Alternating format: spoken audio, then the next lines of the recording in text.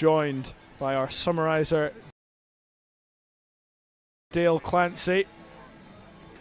Dale, thank you for being with us this evening. It's a strong Scottish A15. What did you make of the side when you saw it on Monday?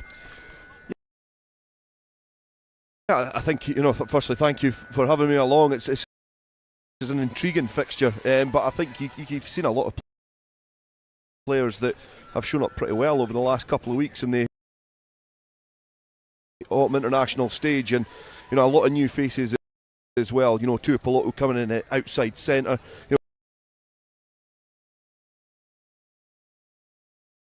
To see the impact that he makes off the bench. I know you've said that obviously Ben Healy's a familiar figure and probably a name that a lot of rugby fans in Scotland will be aware of, but I think Liam McConnell will be a name that will be etched on the brains for many years to come. Certainly will be. And Dale, obviously we played Chile in the summer. That was a fully capped game. This obviously an A game, but what did you make of that fixture out in glimpses to this? It was a bit experimental. There's new players, new faces coming in off the back of a Rugby World Cup cycle, so I think it's creating that culture. There's a lot of changes in Scottish rugby over the last few months, and this is going to be a staple in the years to come. So it's about getting that professionalism, about getting the job done, and I think that's what Pete Horne will be. Setter for tomorrow's autumn Nation Series clash between Scotland and Australia. And there's a couple of players in that Scottish 15 who might feel a little aggrieved that they weren't in that 23 to face the Wallabies. They'll come out with a point to prove, I'm sure. Chris, were you surprised to see Stafford McDowell in this?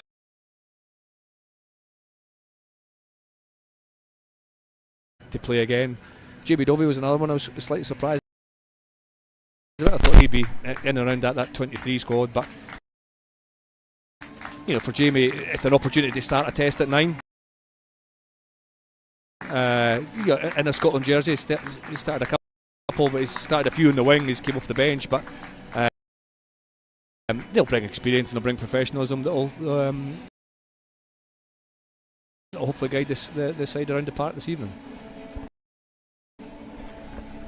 Well, both sides now. Chile is your blue sky. No blue skies this evening.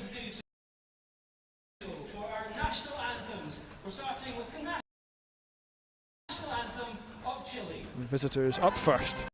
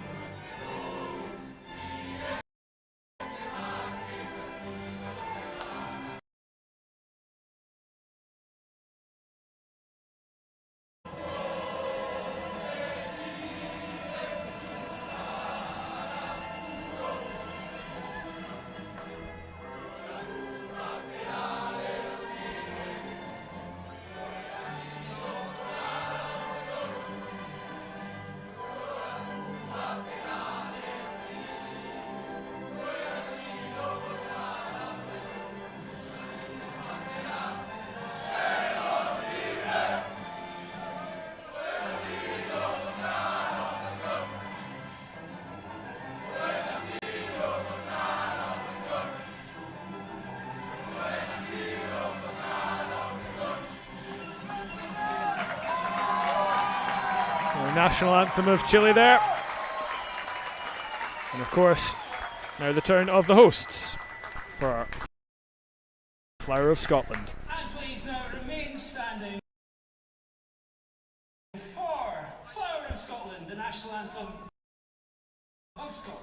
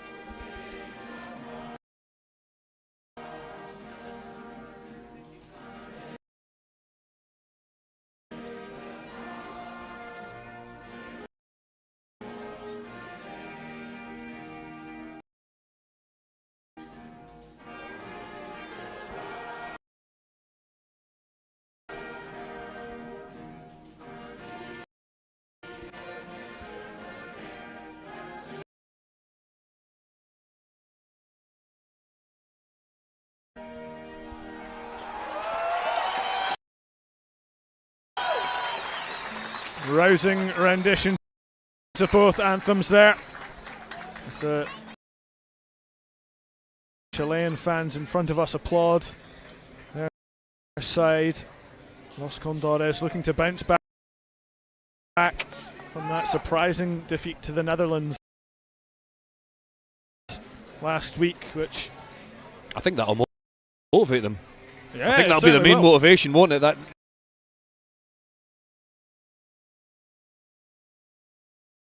the main motivation, other than playing for the country, will be to right the wrongs from last week from this. Some calling it the lowest point of Pablo Lemoyne's reign so far. It's correct. Chile boss, which has been full of highs, of course, qualifying for the Rugby World Cup for the very first time. As Luca Strabucci prepares to get us underway.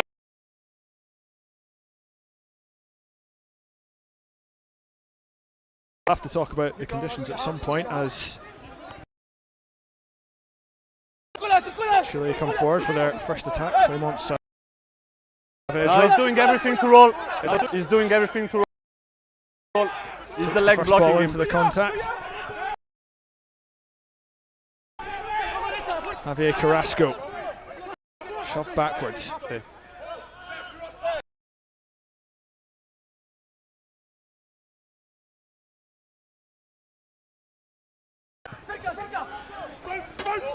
And we asked for a fiery start to this game. I think we've got it in the opening stages.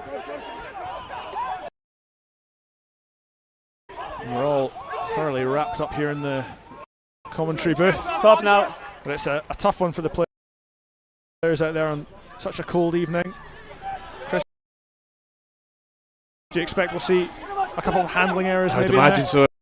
If my hands are out there, it'd be numb already. But decent defensive effort.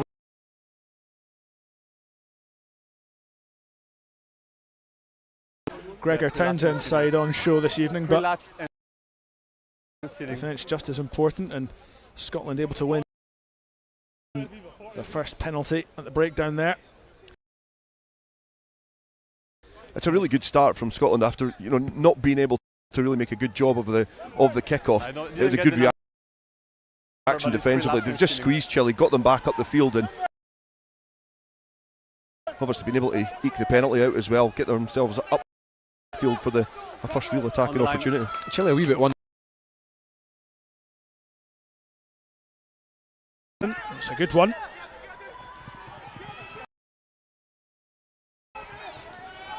First crashing contact as well. Jamie Dobie Gets the ball out to McDowell. Brilliant hands from Scotland. Here's Ross McCann. Can he get the pass away? Yes, he can! And Aaron Reid scurries over. Scotland are in.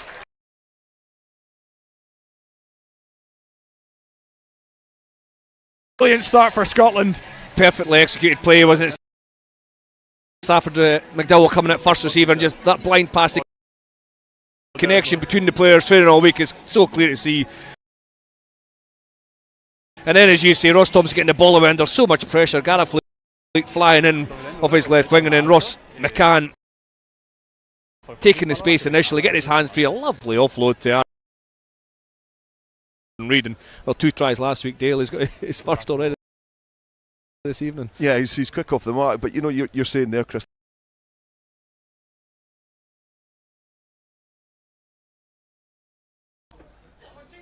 And he pulls that one. Curse the commentator there. But a good start for Scotland. Aaron Reid in like a whippet. Yeah, good line out, you mentioned it, from Hiddleston as well. Marshall Sykes really clear in the air, and then just the confidence and the connection for McDowell to throw that ball to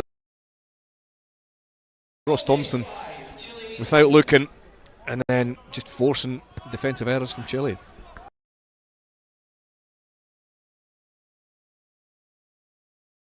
Nice and early for Scotland. We've seen that from Gregor Townsend inside in the Autumn Nation Series. Fast starts to games. And as they clear their lines well into the snow on the far side. Especially in a game like this, you need to a new team that's gelling together. You know, it's an A team's a somewhat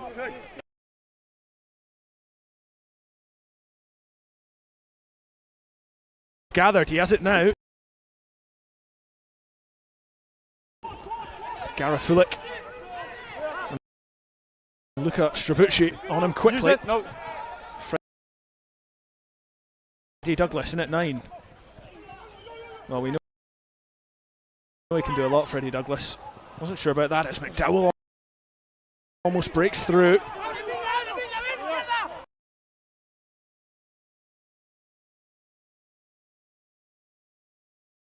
Thought better of it, but Scotland have the advantage. Thompson tries to kick across. I think it was Tom Dodd over there, almost on the end of it. But again, clear attacking intent from Scotland early on. Really good attacking shape. The Chile defence is way too passive. It allows the players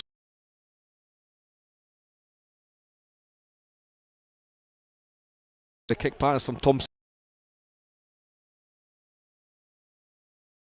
as well, just bounced in front of Dodd. But Scotland's looking really comfortable in their shape, but they're not under pressure in terms of time.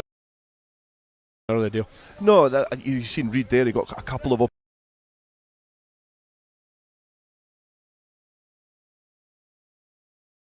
the middle of the pitch, running those tram lines. It's an impressive support and play from the scrum half. Well, here's a chance.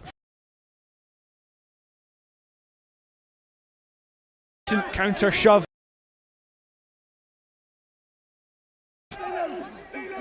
Ball at the back, and Hiddleston's Don't change, mix. don't change, Red, don't Can change. he peel off? Can he find a way over the line? He's brought down.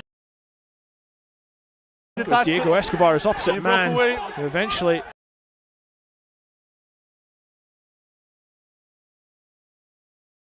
there by Cristobal Jaime flew up and had to get it right, and he did. Thompson carrying it up to the gain line. It's a little slack. Scotland trying to regain control of this attack. No hands! Jamie Yeah, you Dilby. cannot roll because you're latching on him. use. Finds Darcy Ray. Of On the course, shoulder. picked up his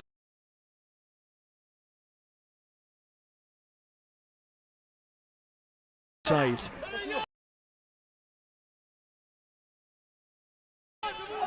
His path blocked. Jimmy Batty.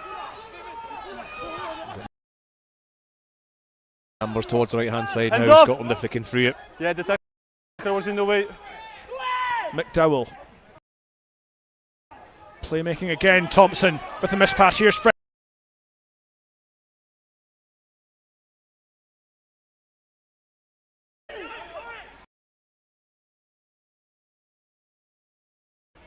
Dobie. McDowell, is he able to hold on to that ball? It threatened to slip away like a bar of soap, but Scotland have held on to it. Steal. Oh. Until Chile nab it back. Diego Escobar. Harassing Hooker. Hold in front, Red. Oh! Doing his defensive.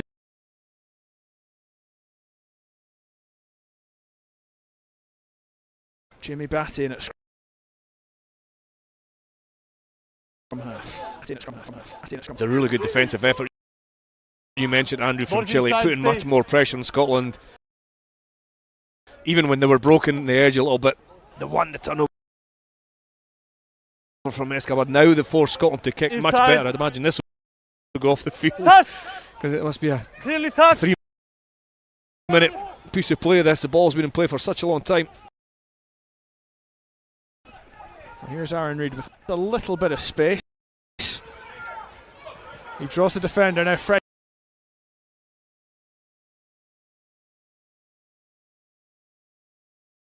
That's brilliant. I've been really impressed with Escobar at hooker for Chile. Obviously made that Time is covering up. tackle before, but getting that steal on the deck and just relieving that pressure from Chile. You know,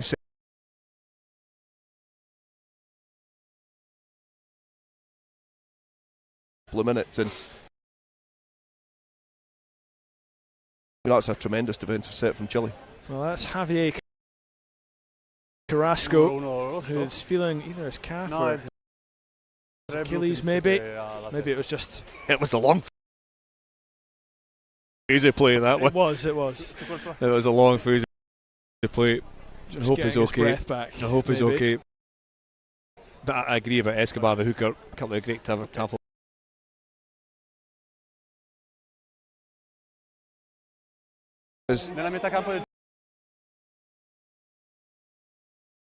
Ray has just been away for a head injury assessment.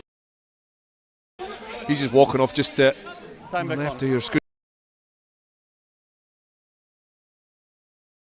Rugby at this level.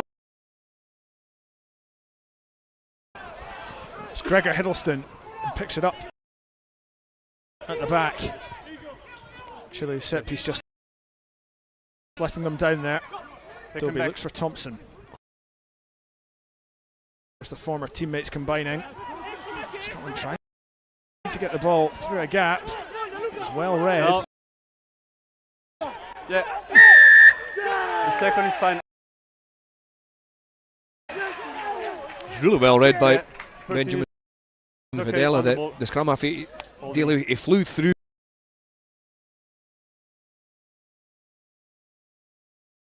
A bit of disruption, and I think that's probably what Chile need, because they were getting really narrow in defence, and just having that little bit of a, you know, a bit of a relief knowing that they've got somebody in behind hunting. It's, you know, it's a good tactic to deploy to try and stop that ball out the back, because that's where Scotland have been getting a bit of joy. Well, and he was able to do it because Chile had a solid line of defenders. It wasn't really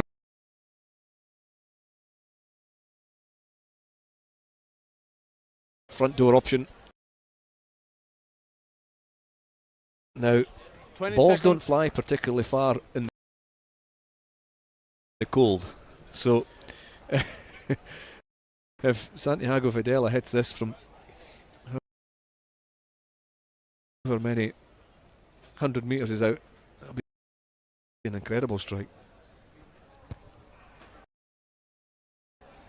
I think he's chipped it, and I can tell from here.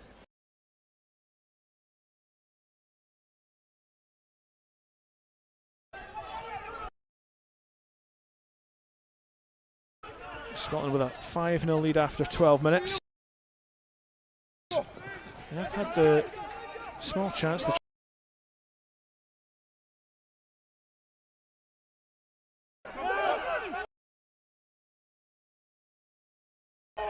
shot down near the halfway line. Finn Richardson does his best to get out of that breakdown. Reyes Access sends it blue, high access! into the sky. That Back ball up, Fred. comes down. I think it was Ross Thompson challenging over on that far side. Scotland have won it back. It's a good outcome. There's Jamie Batty.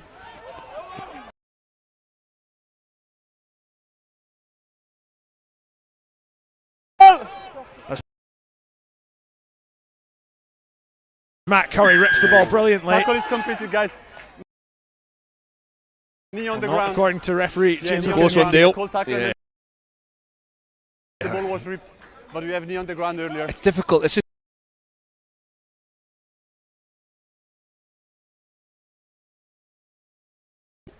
as close as it is. Matt Curry has to stop, but it's difficult, isn't it? Oh, it's difficult when you've got your hands wrapped around that ball and you're starting to rip it, but you can see there clearly that's a really good call from the referee. I think in a really kind of pinpoint moment. It's a really good instinctive call from the match official. I will give you And it plenty gives of Curry time to adjust. their first attacking opportunity.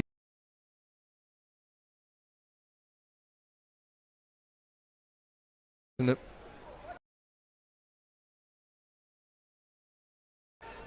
Maul. And they win this Access time. to the jumper, fine. In the 5. The ball already.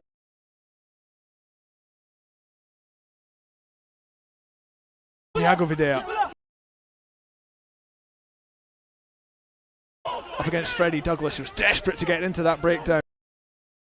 It was good play from Domingo Saavedra to keep him out. Chile come forward now. Use. As far into Scotland's 22 as they have been all match. Martin Seagren, the captain. Held up by Marshall Sykes.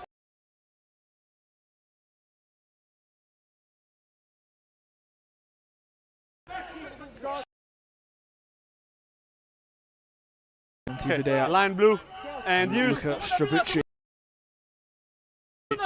over the ball. Chile did have good field position. They've just lost it with some slightly slack play. Stay blue. Escobar pulls it back. Reyes over the top. A bit of room for Garafulik.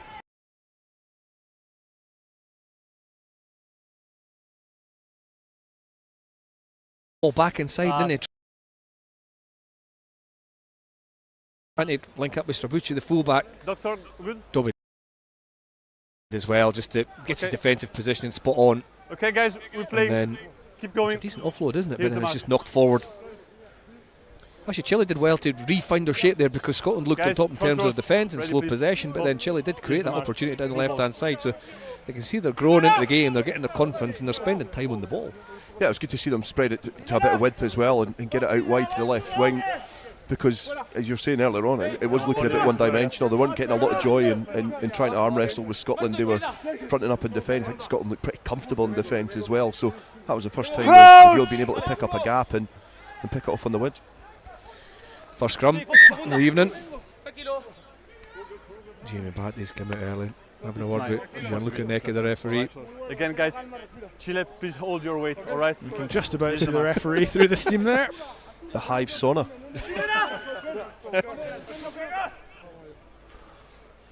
It'll be an interesting tussle, this one. Javier Carrasco was down earlier on, the Chilean loosehead, but he's back. The Chilean Crouch! Reyes, number 10, is defending the left wing position. You won't see from that shot, but the left wing, Gareth Luke, he's in at first receiver. So the Chileans have mixed up their defensive alignment here. Up, guys. And what would be the thinking behind that? There'll be one or two things.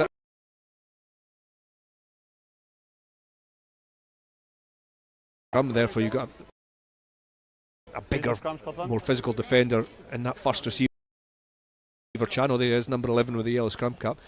And it could also be the fact that Reyes is comfortable in the air, maybe a better kicking game. So if it does come back to him, they want to put the ball back. There'll be a number of reasons, but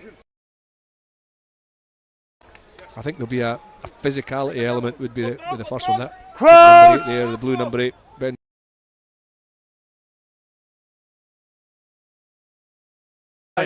Frank. Scotland win the penalty. First scrum goes their way. And for the backs out there, I mean, it's a long time to be stood out there with that scrum going, Chris. I'm sure you've got plenty of sympathy for them. What about us, Neil? Well, no, it's a while for us to get cold as well. I've just passed you the hand warmers there, but it's it's. I think Scotland will breathe a little bit of sigh of relief that they get the penalty there, because I think Chile were starting to get a little bit, and then being able to kick further down the field gives the backs a chance to, flex their muscles now. That's another big hit in the midfield. Santiago Videla, I think. It was Ben Muncaster. Smashed there. Scotland come forward again. Ross Thompson, quick off the deck. McDowell finds Curry. Thought about giving the pass to Tom Dodd as Freddie Douglas tears away. Of course, he's got quite the spotlight on him these days as Jamie Dobie sidesteps a few. Almost got through that gap as Matt Curry cut gap. Scotland marching up the pitch.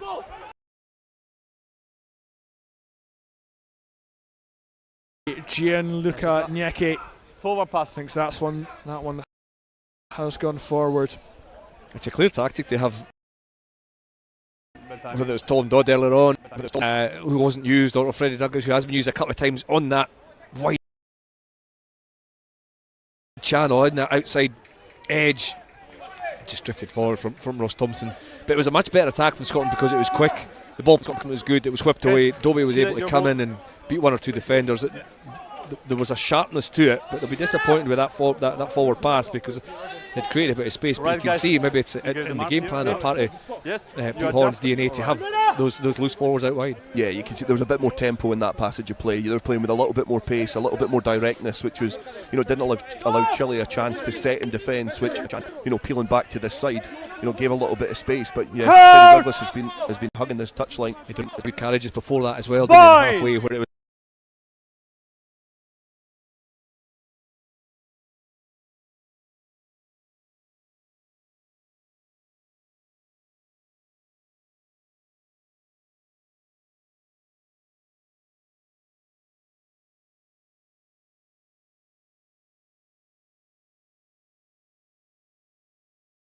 It was it'll be a bit frustrating, I think, for the Scotland coach, isn't it? They can't find the flow after that early try. Much better defence from Chile, but Chile are probably having more time in possession as well. Yeah, and I think Chile will be really happy, and this is dangerous territory, I would say, for the Scotland A side, because Chile are a side that are, they'll know each other well. Yes, they've been through a few changes through the World Cup phases, but they're a national team which are very settled, and these are new individuals coming together to try and overturn a well-versed national team. So the more that Chile get into the game, the more confidence that they will have. That's a good throw to the back. Benjamin Videa out to Reyes. Sigren, Santiago Videa. This is much better from Chile. Eventually Scotland able to just wrap them up. Just gets a little bit loose in that second phase for Chile as Jimmy Batty hauls his man to the deck. Big hit coming in from Scotland. They need to try and stem the flow of this Chile attack. Matthias Garafulik Hustled and harried as Ewan Johnson slammed to the floor. Tom Dodd and Finn Richardson able to rip the ball away. Offside pillars. But Scotland offside. Yeah, that's the frustrating element, because Scotland's defence looks really well organised. Peter Murch's defence coach, obviously Glasgow Warriors, has stepped in for this fixture as well, and you can see they're really quite comfortable. Some of the shapes and plays from that line out that Chile just played were really quite threatening in terms of short runners and balls at the back at time was good, but it didn't really cause the Scotland defence too much trouble, because the Scotland defence was really well organised. The way into the game at the moment for Chile, it's through this Scottish Hill discipline. Okay, yeah, there's two offsides just in front of us here, just in front of the 10-metre line inside the Chile half, and all of a sudden Chile 2 kicks, they're straight into the Scottish 22. So that'll be really frustrating for the Scottish coaching team, but as I said, Chile are growing in confidence over the last couple of minutes, looking really settled now. And that is Darcy Ray back on after his head injury assessment. Finn Richardson, I'm sure we'll see more of him in the second half. As Escobar sees his throw stolen, and it's eventually gathered by Freddie Douglas. I don't know how close those Scotland players thought the Chile defence was, but eventually it's cleared by Matt Curry, and it's absolutely fantastic from the Edinburgh Centre. That was a bit harum-scarum for Scotland there, as the touch judge loses his footing in front of us. Black ice. That's brilliant from Matt Curry until he tries to steal that ball in the middle of the ruck and almost completely undoing his hard work there. All came from the line-out steal from Ewan Johnson. He was miles up in the air, and then Matt Curry managed to get that kick away, and it was excellent. She right up the 15-metre channel, so much distance, chased well, but then in the second half it was penalised. Chile have missed touch with a penalty kick, and Dobby's found touch, so pretty much where Chile would have been aiming for anyway, I think, but it was a really good defensive line-out effort from Johnson and his lifters to get up and put the pressure on. Okay. And that certainly is an area where Gregor Townsend will be looking to reinforce. Grant Gilchrist, also over 30 years of age. Sam Skinner getting up there as well. Richie Gray away now. Johnny Gray unavailable at the moment. So Scotland need a little bit more depth in the second rows, and they're looking to get it. Max Williamson and Alex Samuel obviously doing really well at Glasgow, but Ewan Johnson, another option, currently playing as rugby in the second division in France.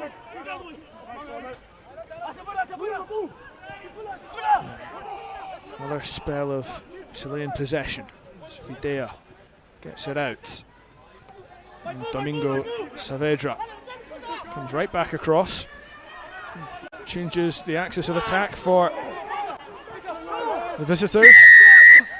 The whistle goes, and this time it's a Chile penalty. Scotland get the ball.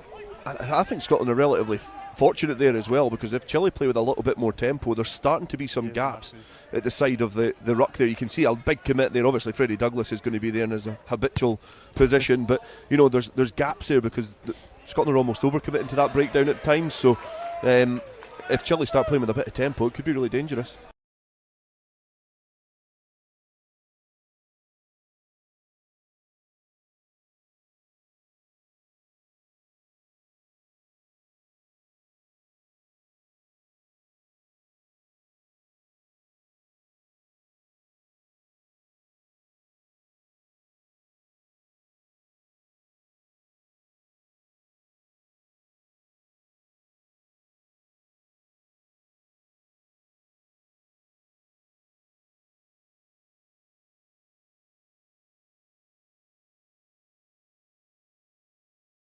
Well snagged on the outside edge as well. Could be penalised there.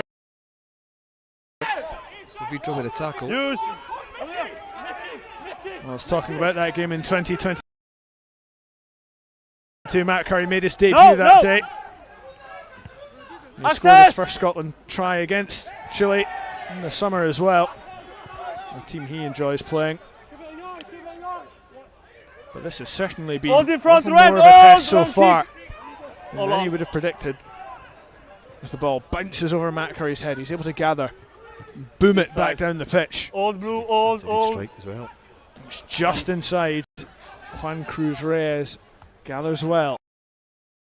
Curry Retreat, on Red, the kick retreat. chase as Reyes puts it into the cold Edinburgh air. Jamie Dovey underneath. Hands off to Aaron Reid, who's away from a couple. And then it's Benjamin Videa who wraps him up. Tackle now. That's a couple of times in the last couple of minutes that Aaron Reid has threatened a breakthrough. It's Ross Thompson, a little grubber along the surface. And it's a good kick from the Scotland number 10. Yeah, and that's a lot better from Scotland when it becomes a aerial battle, just somebody taking a little bit of control, and Thompson's done exactly that there. You're seeing a little bit more influence from Reid. He's been a little bit of a bystander for the last kind of 10 minutes or so since he's scored his try, but you can see there Thompson just, you know, putting boot to ball and getting Scotland further up the field. What they did in the opening couple of minutes is put the pressure back onto Chile and let them make the mistakes. Thompson Let you know. now calls the Hive his home after moving guys, from we can Glasgow move. to Edinburgh in the summer. We can carry on. Of course, it Please seems like clear so number. long ago since he made such an impact on his Glasgow breakthrough. Young player and player of the season in 2021. But his playing time waned under Franco Smith, and now he's come back east and he's dislodged Ben Healy as Edinburgh's first choice 10. And he's back in the saddle for Scotland A, as he was in Santiago 2 years ago. Inside, hold, and use it. Chile looking Hold to in front, clear the Red, lines hold! again. Chaser on. Reyes finds touch. Another chance for Scotland's set piece to get going. Yeah, decent clearance, that really comfortable really from Chile. Decent kick from Reyes, but it is exactly that. It's an opportunity, 40 metres out for Scotland. You can see them in the huddle. You really shouldn't. You don't usually get the time to do that nowadays, but they just want to make sure that call's clear and the execution's there. And Gregor Hiddleston.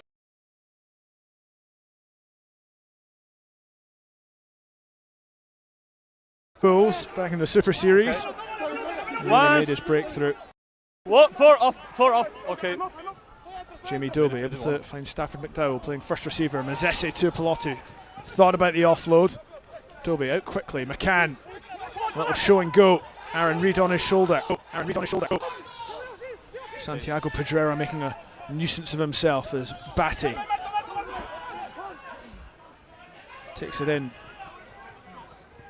McCann shifting sides, it's loose though, and this could be a chance for Lucas Strabucci if his footballing skills can match. He'll surely go over, and Chile hit back. They punish Scotland for a slack piece of play, and it's Lucas Strabucci hacking the ball over the Scotland line to dive on it and level the scores for the time being. Chile on the score sheet for the first time this evening. And you've got to say, it's no less than they've deserved. Well, it comes from that improved defence, wasn't it? It was the offload that went to deck, and then it was actually really good Strabucci control, wasn't it? With the foot 2 or 3 times, picks the right moment just to pick up and dot down. And it comes from Scotland. We've seen this change of direction before, but there was the link between McDowell and Tuipulotu, not just quite where it should have been. Gareth Luke again flying off. You said he's played a lot of his rugby at inside centre, flying off that left wing, causing mayhem in defence, and the follow-up was good from Strabucci. From a Scotland attacking point of view, that's almost chalk and cheese to the first try, because everybody was in the right positions, everybody was in the right locations, and that time everybody was a little bit flat. It looked a bit rushed, and it means that Chile have just nudged themselves into the lead. Santiago Videa adding the extras. The top point scorer of all time. And Scotland, well, they're really in a game now, aren't they, Chris? Yeah, they have to hit back, absolutely. I thought Mazese Tuipulotu made a really good decision not to give the offload just the phase before that. It allowed Scotland quick, clean ball, but then the breakdown came just as between McDowell and Tuipulotu, and well pounced on by Chile, and they've gone ahead for the first time in the game. Ross Thompson gets us back underway. Access! Chile with the lead. Mazese Tuipulotu thought about trying to grab that. The ball bounced into the snow. All we got of course, is not quite a lot of eyes will be on all we got Mazese is not Tuipulotu as well, I'd imagine. There's Granny as well, who I'm sure will be watching after being flown over from Australia. Agora ser primeiro avante, Brunária. Yeah, it's a great occasion for him. It's been a very quick ascent to the national team, but he's fitting in pretty well, I think, in terms of the all-round culture as well of Scottish rugby, which his brother uses. So it's great to see, and obviously great midweek as well to see the links back to the heritage and the reason why they're both here. Another chance for Gregor Hiddleston now. How many He's guys? probably one who might feel slightly hard done by not to be in the full squad. He's been knocking on the door since his debut for Glasgow at the start of 2024. And he sees this line out pinched, does his utmost to try and win it back immediately. Yeah, Saavedra, the 7, a really good piece of play to get up and win that full stretch. The throw wasn't too bad at all. It was really well defended by Chile. Inside, hands off, use it! Stop it! Chilean Guys, stop! boot, You leave him. not where it should have been, Oh, but in front, red! all Oh! as well as Juan Cruz Reyes tries to find touch Matt Curry. Brilliant hands to keep that in. As Aaron Reid tries the lofted pass out. Mazese to Pilotu. A little step and go. Ewan Johnson carrying forward. Hiddleston. Of course, we've all heard about how good Mazese to Pilotu could be, but mainly from his brother, so we all need to see the proof, and there it is again. Proof, and there it is again. Proof, and there it is again. Proof, and there it is again. Proof, and there. Can he be the triple threat that Sione is? Sean Everett, Gregor Townsend will certainly hope so, but another loose ball. Leave. And it's Iñaki Gurruchaga who picks up. Use it. Use it. Use it. Use it. I think it's Clement Saavedra down inside the Chile half, but the ball still alive. Aaron Reid has it. Never on the ball, guys. Never ever. With the ball in hand, isn't he? Aaron Reid, that counter attack. The kick chase has had to be good from Chile, and it has been good laterally. But another forced. Chile again forced that error from Scotland because of the defence. Ball Access hoisted forward. Great take. Great take. Great take. All wrapped up by Ross McCann. Did well to free the ball. It's very loose on that far side. And play will stop now. Guys. Clement Saavedra, who the looks to be in quite a bit of discomfort. An injury player. The time is off. Well, he's just about to get back to his feet, I think. We're starting with Chile ball. He was ready for the next passage of play that was coming round. That's him just getting up, but he'd be a big loss. He's been very impressive for Chile at the line out in particular. But it looks like his race is run. Because he was too dangerous. Yeah, he was a star in the game in the summer as well, the full test game. I remember in that back row, he's having a look. To Pilotu, breaking tackles, using his footwork really well. I think it's just a clear out, isn't it? It's almost as if he gets in that jackal position and the body weight's coming back onto him.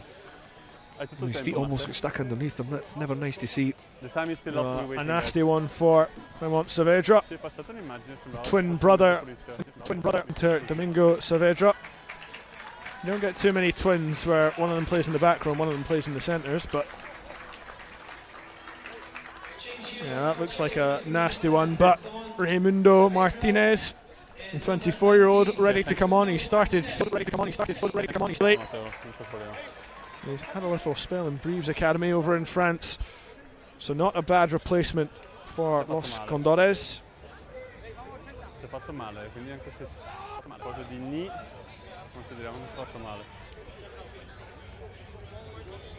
We'll just take a little break in play. Important moments, Dale, just before half time. Is it 4 minutes to go before half time? I think we're going to have a look at the clear out. Yeah, I think that when I was watching it back, it was, for me, it didn't look as much as a kind of roll as such. It did look like it was certainly. Yes, Gianluca, I'm going to show you a dangerous clear out. Yeah, so dangerous clear out is the call. And of course, Scotland rugby fans will know all about dangerous clear outs and croc rolls after Scott Cummings' red card earlier in the autumn. So this will be a really interesting one to see what Gianluca Iñaki decides here. We're just waiting to see those pictures. In the meantime, Scotland are in a huddle. Well, in fact, we'll have a look at the pictures now. Was it Ewan Johnson that came in the clear out, or is it Stafford McDowell, I think. Stafford McDowell? Yes, 2-man clear out. Attenzione, 12 oppure l'altro che arriva. And what you can't do is target the lower limb and drop your body weight onto the lower limb in a deliberate motion, but you can drive forward and clear out. Su quale gamba vanno? He's almost been nudged down. Yeah, it's a 2-man clear out again. It's, Del 12, è 12 Matteo. I mean, that you could look at that too. It looks quite bad from behind, but it's actually the secondary motion, I think, from Ewan Johnson that pushes the body weight of both players over onto Stafford McDowell. And there's no real body weight on Clement Saavedra's. There's no real contact with his right leg, the one that kind of gives way. When Johnson comes in for that clear out, like when the original angle, McDowell was completely hidden by that, and it is the pure pressure of Johnson coming in, the thing, knocking that over. Stafford McDowell can't do anything about that. He's hit from the side. The players are forced onto Saavedra. I can't hear Nyeki, the referee. No. Of course, Scott Cummings against South Africa. Some would argue there wasn't a lot he could do in that situation either, so it's quite a hot topic. Stafford McDowell is over just next to the referees. Have another look here. Maybe to try and have a little word in their ear. And then we have a twist by the Stafford actually lets go as well, like that left arm comes off and he tries to bail out the challenge. It's a secondary effort from Ewan Johnson that just shifts the momentum. Nyeke's got in his pocket. Not intentional was the communication there, and I think that's probably fair. You know, there's been an injury. There's been obviously that little passage, and as much as Stafford McDowell couldn't control that, just wrong place, wrong time, really, and it results in a yellow card. So that shouldn't be foul play then. Do you know if we're going on outcome of a player being injured? I mean, Stafford McDowell did effectively nothing wrong there. I couldn't hear Nyeki, the referee. I'm sorry if I spoke over him. Did you hear his communication? We just heard the last bit about the not intentional part from Stafford McDowell. We await the so doctor. A yellow card for the Scotland captain, Guys, Stafford McDowell. Here, so 10 Scotland meters, down to 14 and trailing here at the Hive Stadium as we approach half time. Not ideal for Scotland. And I was going to say, Chris, whilst that was all going on, the Scotland team were in a huddle. What would they be saying to each other? You're just focusing on the next 4 minutes. At that point, I think it was still a Chile line, wasn't it? So, like, what can we do in the next 3 or 4 minutes to go into the changing rooms in a positive place? So, the next job, what's it called? Where's the defence coming from? How we're going to get this ball back? So, just be clarity of message, repeating things that worked on through the week, just to bring your focus back to this important moments just before half time. And how much, Dale, do you think the conditions are playing into this? We have seen a couple of handling errors, but it's maybe a few less than we thought there would be. Yeah, I think, you know, these players are all top level athletes, and I think there's probably been as many as we could have expected, but the weather itself, I think, has probably not played too much into into what's happened in this game so far, which has been great. Jumping across advantage. Chile rampaging forward there, but no advantage, jumping across number back. 4. Contact in the air, was it? I think it was Marshall Sykes for jumping across, and certainly there's another Chile player down now receiving treatment. But that penalty is avoidable. You know, you've just conceded a yellow card and a penalty, Jumping and across. then immediately, you know, from that line, you want to get up and contest, but those messages in that huddle you talk about would have been, listen, let's keep our discipline clear, let's do all the little bits right. And whether it was his lifters or whether it was, you know, can he jump across the line by, I think as you say, it's Marshall Sykes, I'm not sure, but there was contact in the air, and it's allowed Chile, what's that, about 6 or 7 metres out from the Scottish try line. And this is where those key moments in games, this is where those players, especially from a Scotland A perspective, are under the microscope in terms of where are your leaders, where are your decision makers, where are your people to step forward and take a bit of control of the game. So number 6. This is a pivotal part of the game for both sides. It's Diego Escobar. Another opportunity.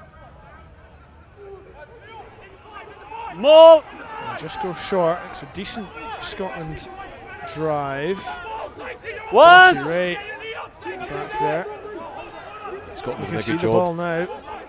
Back through the with middle. Diego Escobar. Freddie Douglas trying to get Broke in away. there, and he's stolen it. And that's the kind of talent and skill that Gregor Townsend told us all about last week. his ability in the breakdown.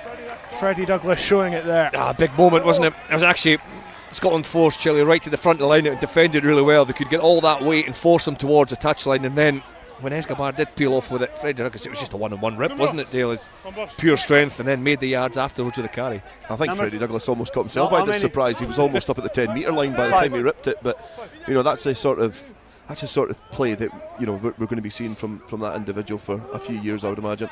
Good contest. All his judo and his yoga paying off there as Raimundo Martinez charges in on the ball. Another big defensive set coming for Scotland. 4 minutes left of this first half. Leave, Drew, leave. They find themselves behind on the scoreline and with a man disadvantage after Stafford McDowell's yellow card. A rather harsh yellow card, we certainly think, as Juan Cruz Reyes plays it through. Just bubbles out on the far side. Scotland under pressure again. And we said it about Scotland earlier on with Thompson when he put boot to ball. You know, took a bit of control. Chile done the exact same thing, and they'll put a bit of pressure on the Hiddleston line out because, you know, he's been playing brilliantly for Glasgow Warriors, but the line out for Scotland's been under a little bit of pressure. It's not been firing on all cylinders so far. No, and of course, Ewan Ashman, the man who Scotland is the preferred hooker. I need you to be faster at the on the moment, setup. but there's a couple of players coming through. Dylan Richardson, Gregor Hiddleston, Patrick Harrison, all really knocking on the door. And that throw is good. Douglas on the ball. Lancaster. Scotland just buying themselves a couple of yards before they attempt to clear this. Hold in front, Blue, after the Thompson. kick. Hold. Yep, ball off. He finds touch up near the halfway line, a decent touch up near the halfway line from the Edinburgh 10. Quite clinical, all round really, wasn't it? Good throw, good take, The carry, is, the pass from Freddie Douglas, the carry from Ben Muncaster, got Scotland there in the front foot, and the sheer amount of time that Ross Thompson has to almost carry the ball forward before kicking. So there's not a charge down pressure on him. He's not under a huge amount of time pressure. Scooted up towards the 10-metre line, and then Scotland, I think, should really chase this, go again, try and put some more pressure on the Chilean line at this time. Get up in the air, as Johnson does. Yeah, outside just shoulder. a slight knock on there. The Scotland forwards applauding. They put the pressure on there, forced the error. We'll have guys, scrum line up, Scotland please. scrum. Just a couple of minutes left of this first half. Guys, Scotland decision. will be desperate to go into the sheds and in the lead.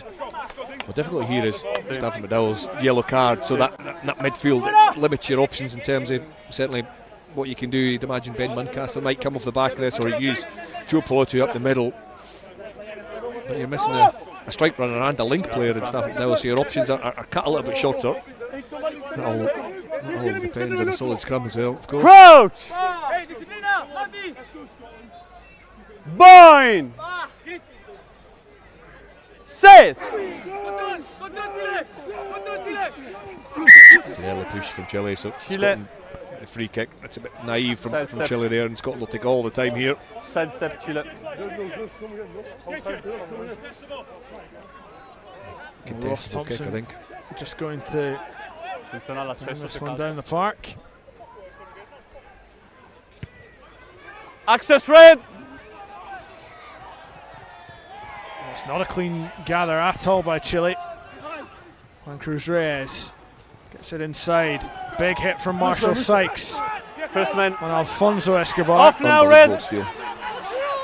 And Scotland turn the ball over. The plan has eventually worked. Tom Dodd No, play on. taking it forward now. Zese to Pelotu. Scotland will have to work so hard to try and pierce that red wall. With that man disadvantaged, Dobie thought he spotted a gap. He was wrapped up quickly. Ben Muncaster calling for it on the right hand side, but Scotland will go left. No. Thompson. Short ball. And that is some defence from Chile. Absolutely no yardage to be made there from Ross McCann.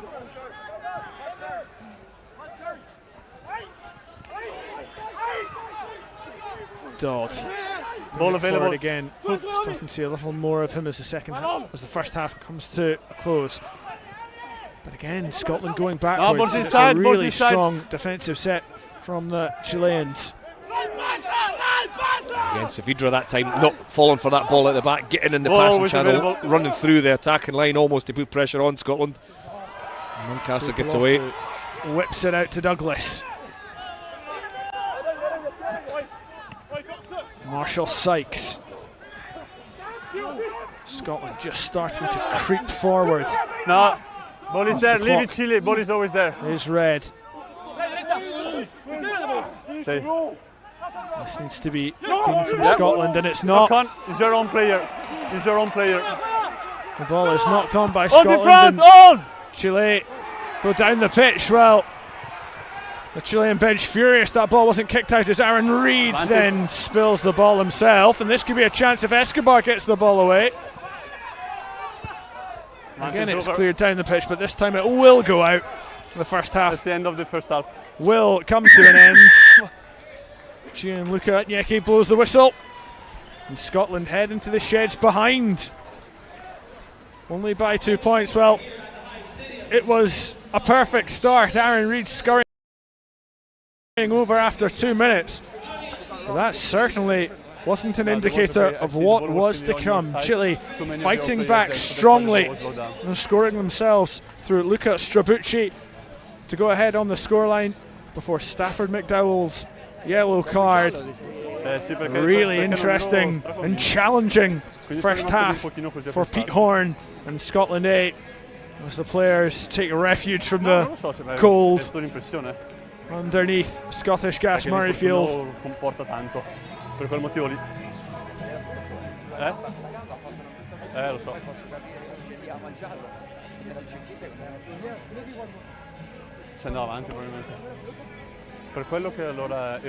Well, let's have a little look how that first half went. I can see the kind of temperatures that the players are dealing with. And this was the fine start that Scotland made, Chris. It was almost immediate, wasn't it? A good defensive effort from the kick-off, and then that was the first attack, really set piece play, all in motion. Everyone, doing the role properly, running the right lines, getting the ball away under pressure. Brilliant offload from Ross McCann, and Aaron Reid skipped over, and that was within 2 minutes. Ross Thompson couldn't quite make the conversion, but it was a perfect start from Scotland, moving the ball. And Chile were shocked a little bit, Dale, wasn't it? But they certainly came back in the game since then.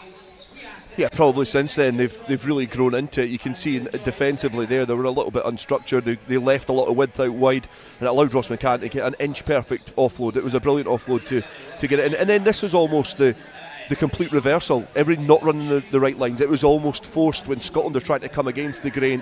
People were just not in the right position, the players are not ready, and then it was a breakaway try and great control, great football and skill down the field, and then to just pick that up at the right time. But you can see here the players running off Stafford McDowell again, and just not finding the right players in the right position. You've seen that shape quite often, haven't you, where Scotland, they have switched from one side of the field to the other, so they must think there's a bit of joy to be made on that switch play, and we've seen balls going over the top from Ross Thompson to the edge. That one, as you say, the breakdown was just there between McDowell and Tuipulotu, but as you say, Strabucci did really well on a cold, skiddy evening just to keep control of possession, pick the right time to get over, and he's absolutely delighted. The conversion did go over, putting Chile ahead, and then I'd say Chile have had more control, they've certainly had more possession, their defence has gotten better and better and better. Scotland have committed more and more errors, and then there was a yellow card, of course, and we want the crock roll out of the game, of course, to do. This isn't a crock roll, this is a clear out for me from Stafford McDowell. Looks nothing from that angle. From the reverse angle, I think it makes the efforts look worse. I think Stafford McDowell's trying a legitimate clear out, as is Ewan Johnson. Johnson knocks McDowell. McDowell then rolls off the side of Saavedra, and he's been given a yellow card. It's a really difficult one to call, that yellow card, and it's quite contentious in terms of the fact that Stafford McDowell did get the yellow, but it's one of those things that it's a high pressure point in World Rugby now, just to get that out of the game, and Stafford McDowell's had 10 minutes in the bin for it. It's a funny one. Defining a crock roll is really, really difficult. Do you know what I mean? And then World Rugby have gone through the process of looking at dropping your body weight on a lower limb which I think sort of targeting lower limbs, dropping the body weight in lower limbs. So they're trying to find the right word in the terminology in order to get rid of a really dangerous part of the game. But foul play can cover a lot of that for me, and I think referees and people in rugby would know if there's a deliberate effort, and that would be a straight red card, never mind a yellow, if there's a deliberate effort in terms of foul play, targeting the limb, trying to injure someone. And it was unfortunate because Savida's a brilliant player, and he did pick up that injury, but I'm just not sure, and I might be wrong, but I'm not sure what else the players can do if they're in that position, cleared out legally. It's a difficult one for World Rugby. It's a difficult one for players and referees and supporters to understand. That's why.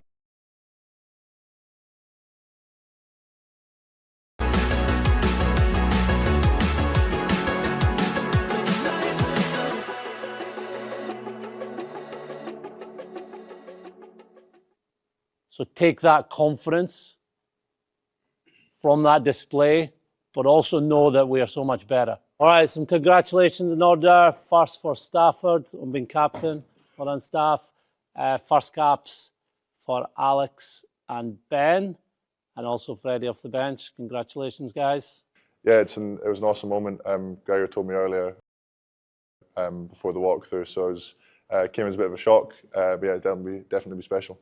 I guess just captain your country, if you've kind of at home, especially in front of your friends and family, it's always going to be a special moment. It's something that I'd probably never thought I'd have the opportunity to do. So to find out you're going to do it on Saturdays, yeah, it's definitely a shock. I've not really had a lot of time to think about it, but yeah, I guess it has crept in. Obviously, it'll be cool to be able to run out and stand at the end of the line and sing the anthem, as I said, in front of my friends and family, hopefully. So yeah, it'll be a special moment and one that I'm really looking forward to.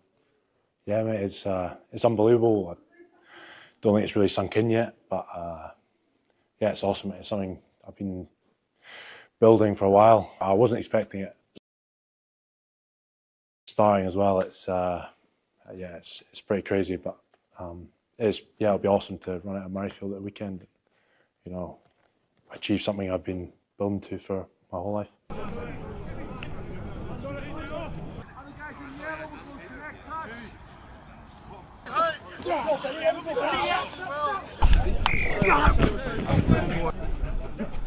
Sean, Jesus. Hey, come here. Promotion. I think, like Gregor said, we grew into the session. We can't afford to do that on Saturday. We can't afford to come into the game, expect things to just happen. We've got to knuckle down, go direct, and later on in the game the opportunities will open up. Let's make sure captains are on Saturday. Hard to come our heads on, ready to go from the start.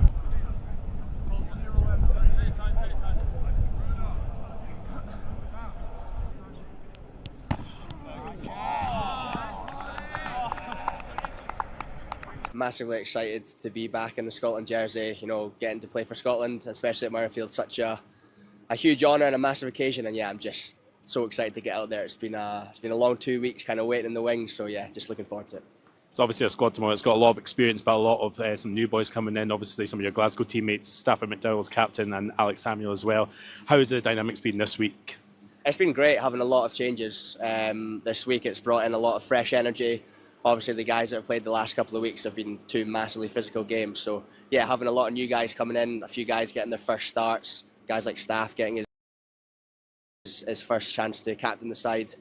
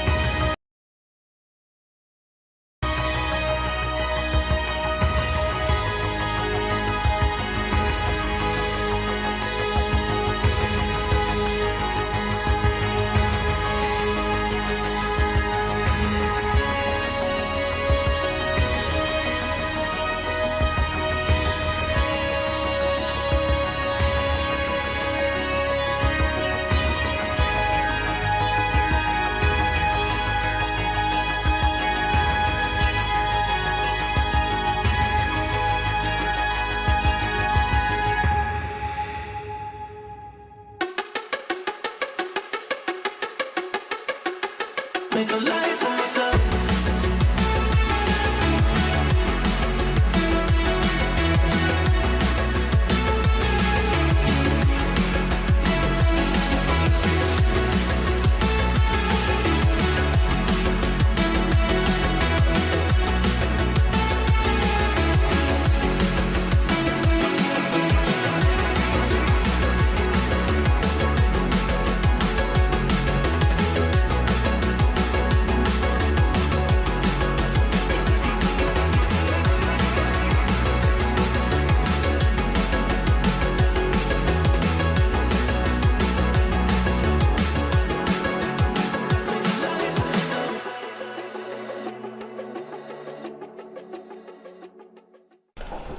obviously, well, I certainly was looking at you during the anthem and I see how much this means to you. But cap number 1, 2, 3, 4, 5.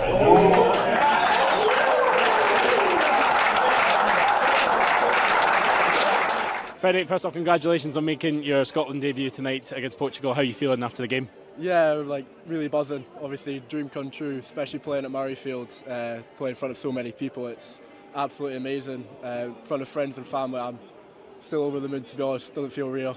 It's not that long ago you were playing here in the Schools Cup final for Stumel, and now you're here as a full Scotland international. How's it been the whole time you've been in camp as well, obviously being part and surrounded by some great people? Oh, amazing. The boys in camp, they've just been so welcoming. Obviously coming in, I was quite nervous and not sure how I'd do, but everyone was just so nice, always available for everyone in a chat, and then really made me feel a part of the team like day one, so it was really, really good. Obviously we just got to get back in the camp and now prep for obviously that big game against Australia and obviously the Scotland A game against Chile. We just need to get prepped for that, do our homework, do our analysis and go straight for it.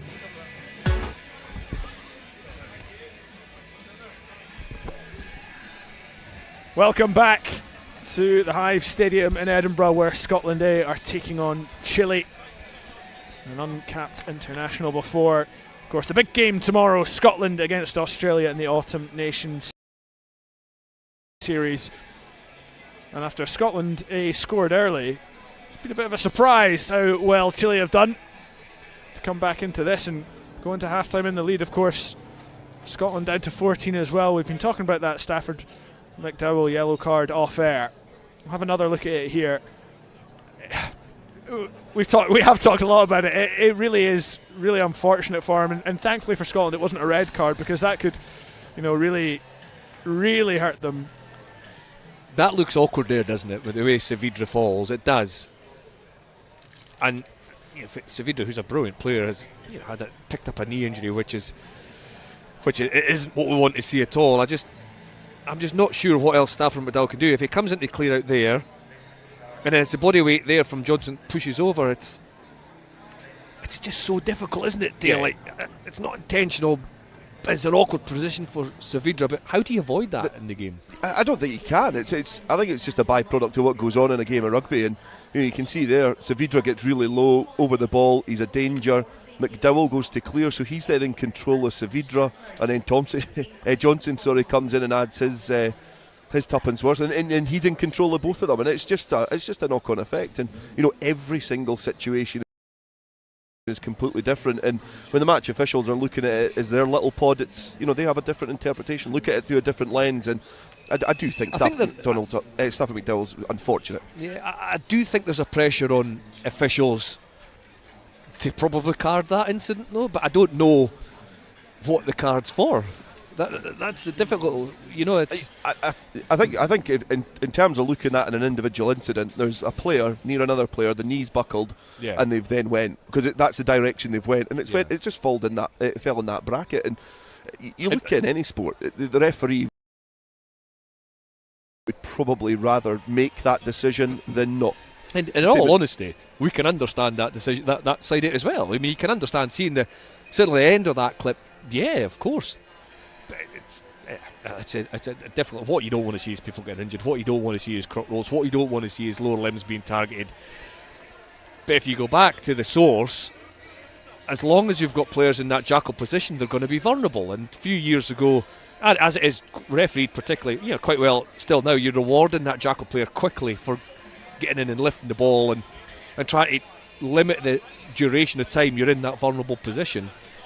But there will be times where you do pick up injuries. It is awkward, so maybe we'll look again at the jackal. There was a game existed before Jacqueline where it was fast movement, driving over, clearing out beyond the ball, so maybe that's a solution.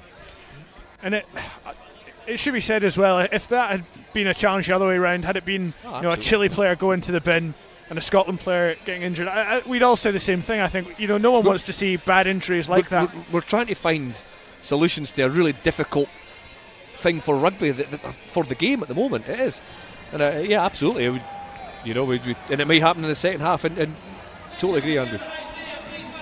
Well, we can see the players coming back out, back into the cold. Maybe need a little coaxing to go from the nice warm dressing room back out into this. It really is absolutely Baltic in the shadow of Murrayfield. All good, Martin? Yes. Ross McCann in his opposite. It's a big 40 minutes for Scotland. It's just another barrier to put in the mix, I think, especially for the Scotland A side.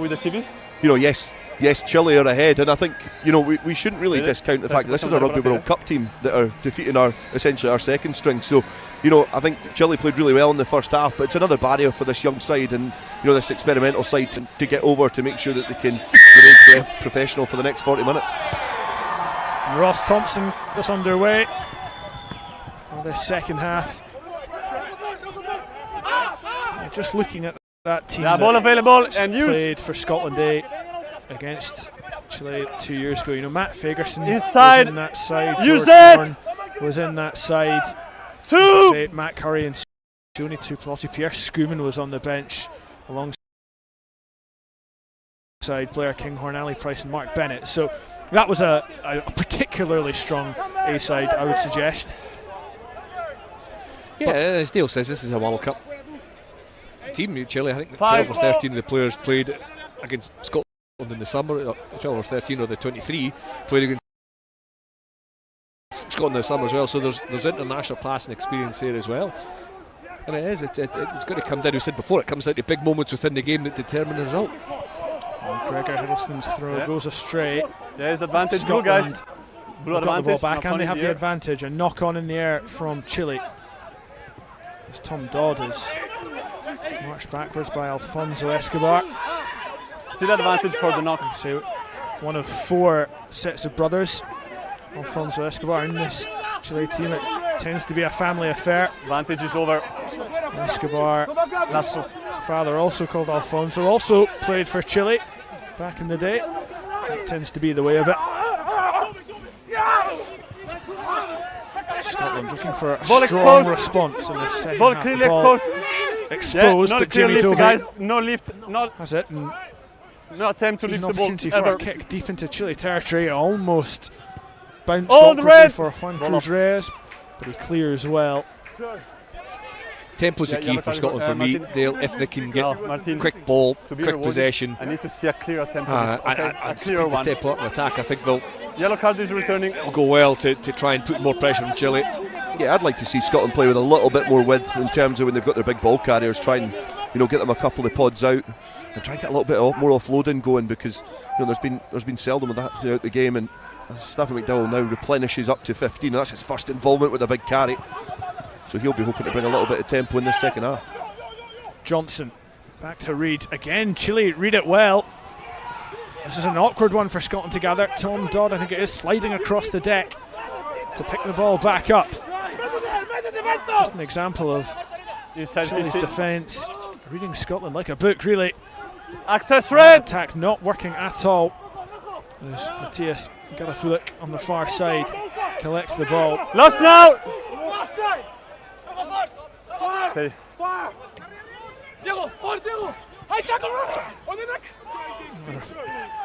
Chilean player on the asking shoulder. the referee for a high ball is tackle. available. Your player is pinning him. Referee not and having use. Ewan Johnson 2 dives in.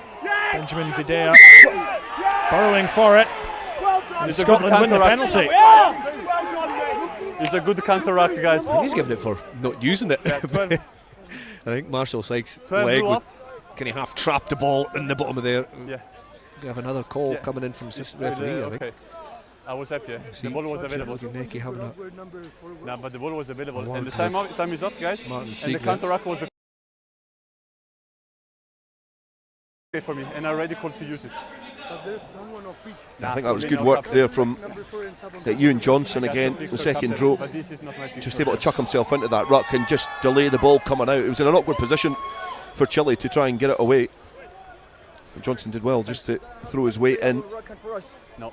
And if you can see the Because I number called you to 21 use the holding the ball, that's because Ben Afshar's come on. He's replaced Stafford McDowell, whose involvement in the second half, that's only 3.5 minutes, not even that. So it looks like a few changes as well. Ben Afshar, terrific young player, coming to come half it and say Stafford McDowell came on, went almost immediately off again. Aaron Reid's, well, Ben Afshar's came in at 9, so Jamie Dobbie's got to fullback and Aaron Reid's got to the wing, so there's quite a few changes.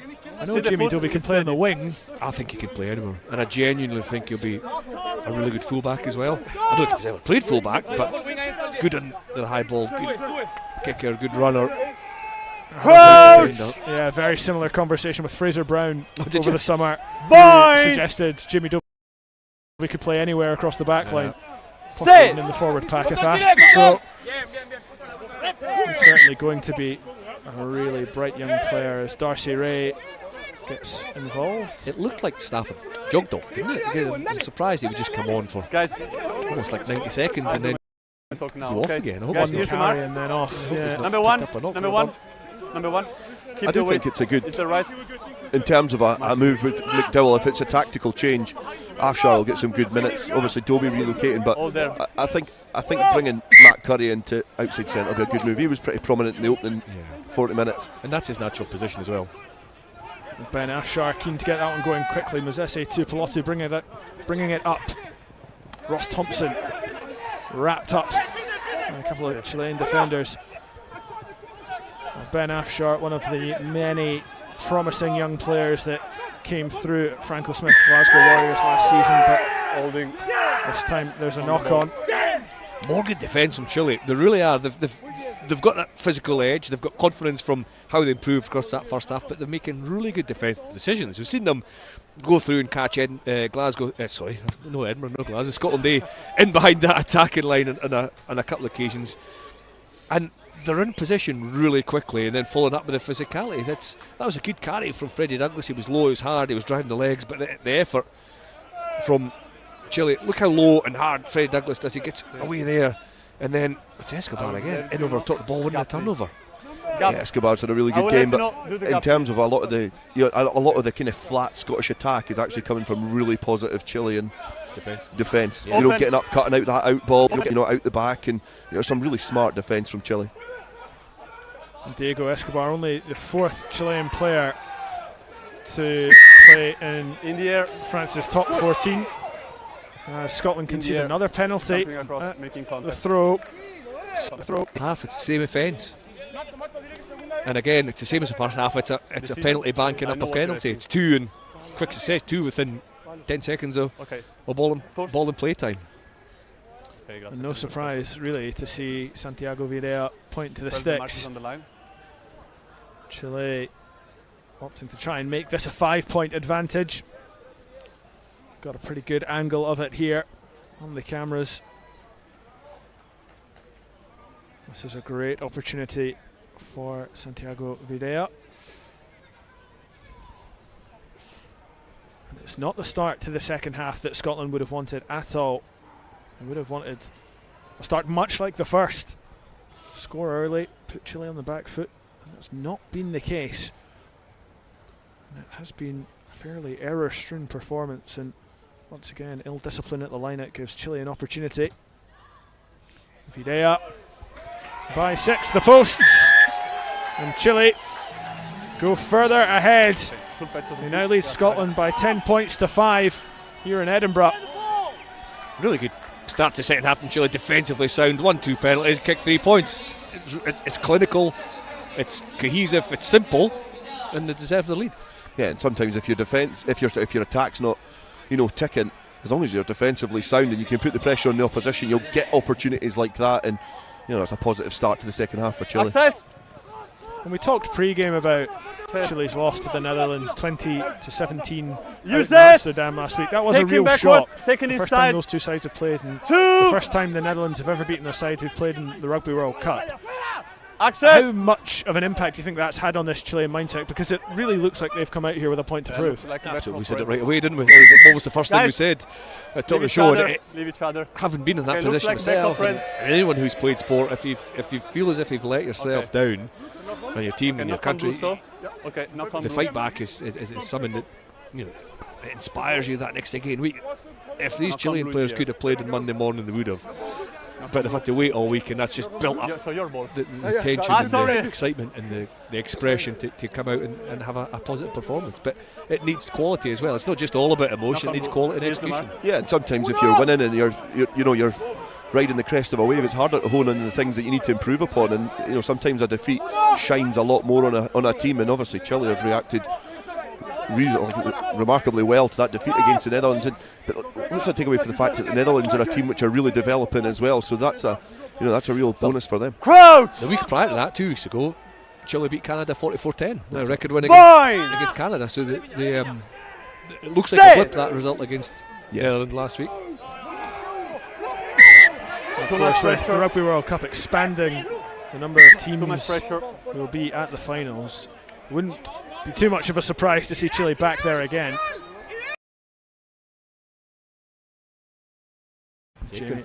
Jamie Dobie read that really well. Traditionally a very, very hard kick to field as Afshar delivers to Thompson. Access Red! Reid and Curry all on the verge. Brilliant take from Cristobal Hamit with the tips of his fingers, getting the ball away from Zesi Tuipulotu, but maybe just the wrong option taken after that. I was about to say, same again.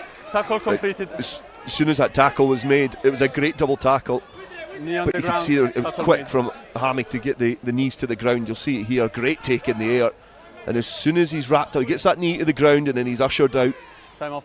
That was the next passage after this when the balls floated away. There was a similar passage of play, but the knee was quickly to the ground, then lifted and then driven off, and the referee, as you can see, called the penalty. And that'll further frustrate the Scottish side, who are really giving away cheap territory to the Chileans. Of course, Pete Horne, Scotland's head coach. How much of a learning curve will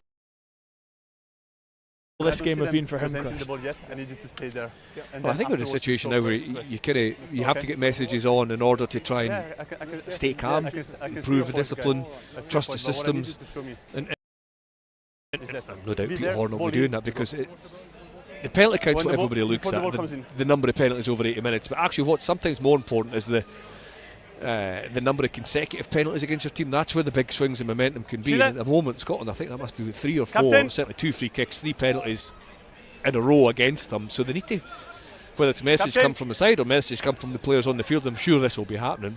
You have to try and wrestle that momentum back. Scotland just not with any of that momentum in this second half so far. That's a fine kick as well, down into the corner from Luca Strabucci, although the touch judges marched it back a little bit. It was up there forever. It's the first time I've seen a high ball to touch. Diego Escobar, one of the most promising players in the Los Condores ranks. Throw to Seaground is good, and it's popped to the second pod.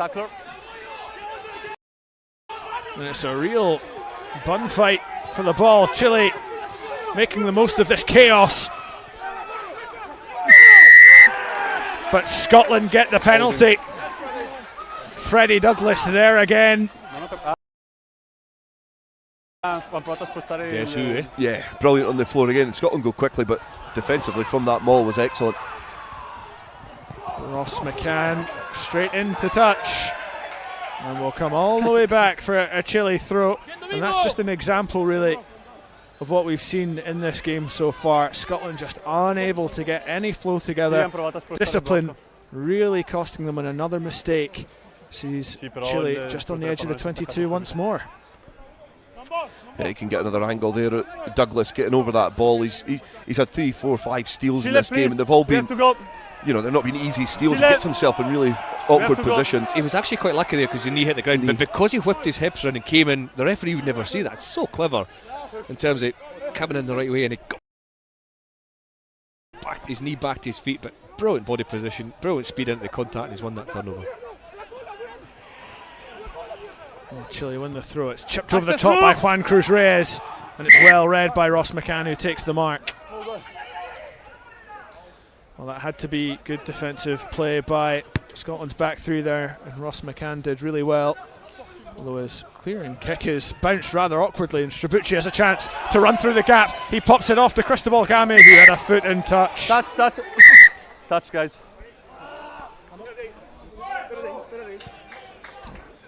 We've got another injury just down in front of us. That was a slightly strange one. The ball sat up really nicely for Luca Strabucci. It looked like it was going to trundle out. The first time we've really seen a player, ball in hand, really get in between two defenders as well. Since the opening try.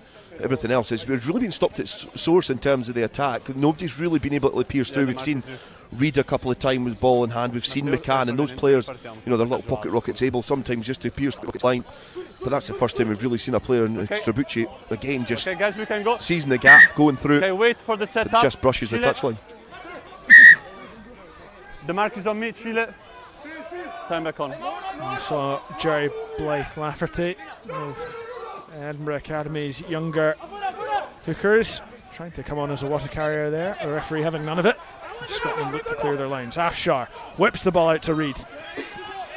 Brilliant service off the deck from the young scrum half.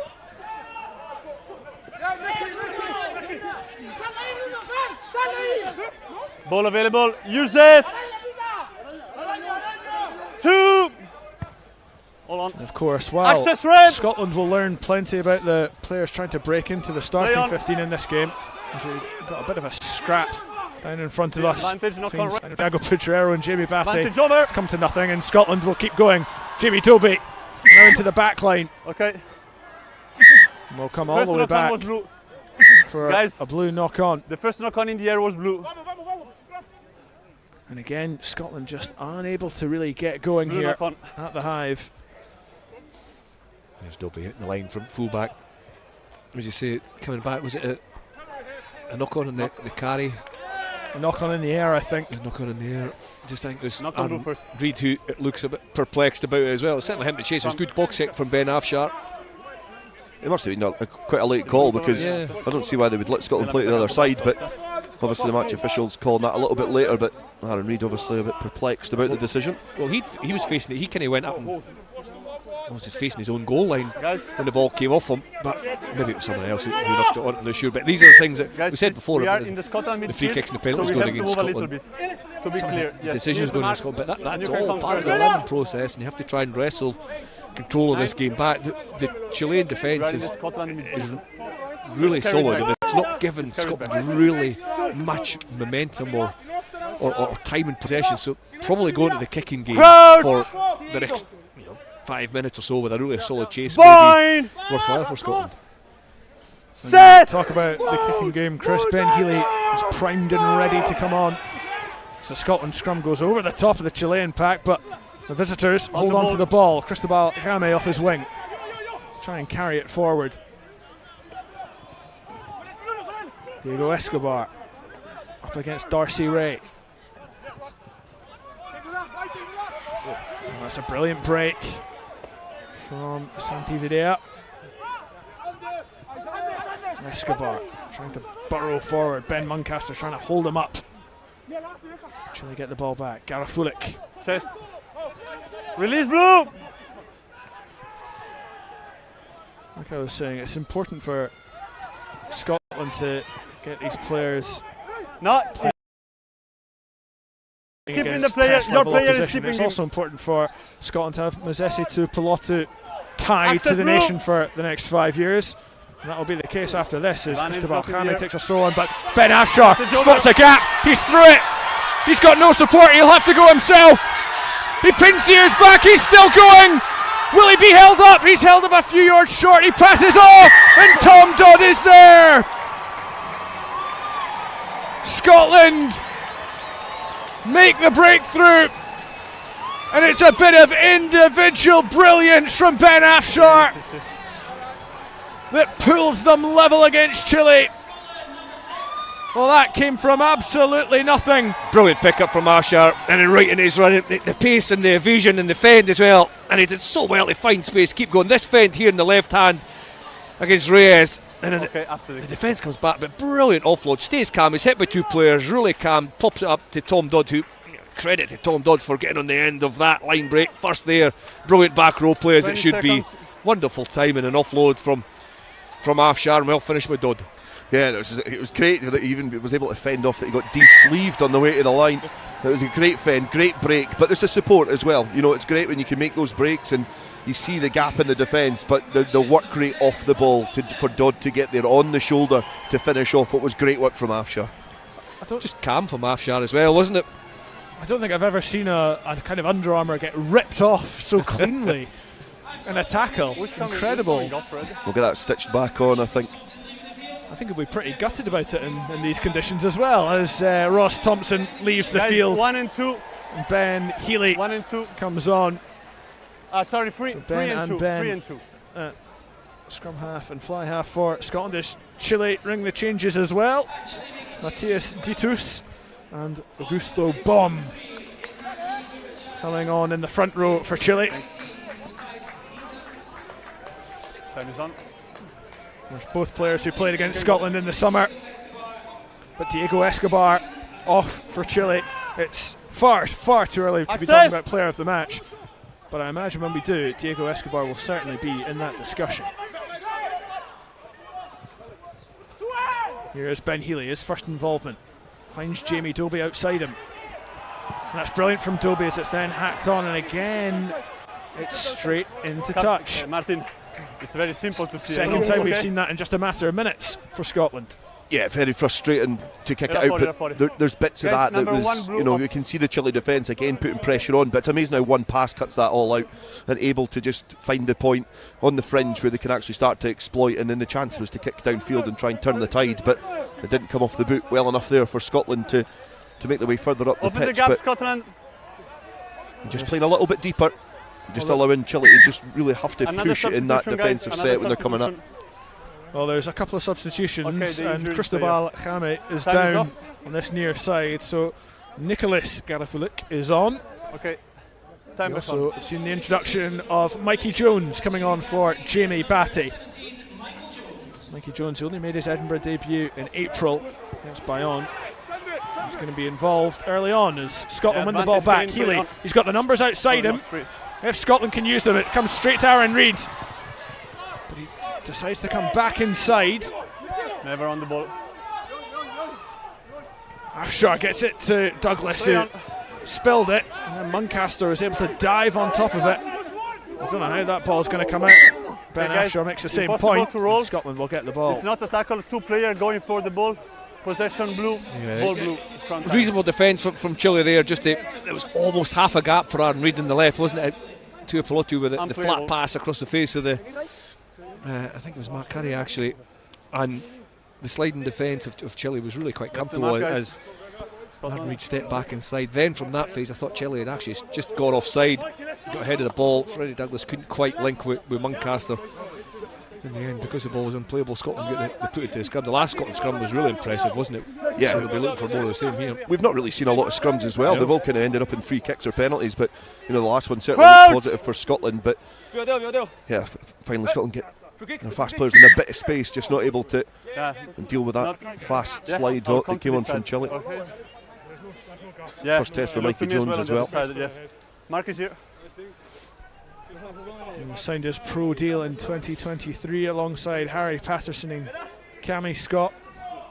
Hasn't quite had the opportunities that those two have had, of course, in the front row. It normally takes a little bit longer. He's only 22 years of age, the former Stuart Melville pupil. Crouch! He goes up against the far more experienced set in the front row, Matthias Disus, 30-year-old. Not the cleanest of feeds from Ben Afshar there. And Chile have turned it over, and Scotland have maybe gotten a little lucky there. Red collapsing. We'll see what the referee's decision is, but Darcy Ray really fired up there. Collapsing red. Been nice Chile for stepping round, hasn't he? The ball almost got stuck in the channel, I think. Ben here. It got kind of stuck, and then Scotland got a little bit of a nudge on, and then I think it then started to kind of creak a little bit, and that's where Chile got the advantage. So again, good communication. Harry Morris gets his first throw right, finds Ewan Johnson, gets the ball back straight away. Mosese Tuipulotu onto it. Play on. He tried to play the ball. Play on. He didn't dive. He tried to play the ball. Augusto Bom taking the ball out of the hands of Ben Afshar, just as it looked like Scotland were coming on to something there, of course. Now back in front. That will be huge to them, but currently Chile have the numbers. Matthias Garafulik. Ross McCann tries to bundle him into touch. It's almost worked. In fact, it's still going, but eventually the whistle goes for a knock-on. Matthias Garafulik almost kept in by one of his runners there. Red knock-on. The build-up to that, Matt Curry just found himself just a little bit isolated in defence, which Chile were able to pick off, but he did incredibly well to get back and recover. But Chile again showing their danger. I've been really impressed with their back three. They've certainly posed some threats out wide to this Scottish side. They're all quite similar in stature. They're quite tall, athletic players. Pass in it, so it was. There was a lot going on that far side, but the effort and the endeavour to play in those wide channels is good to see.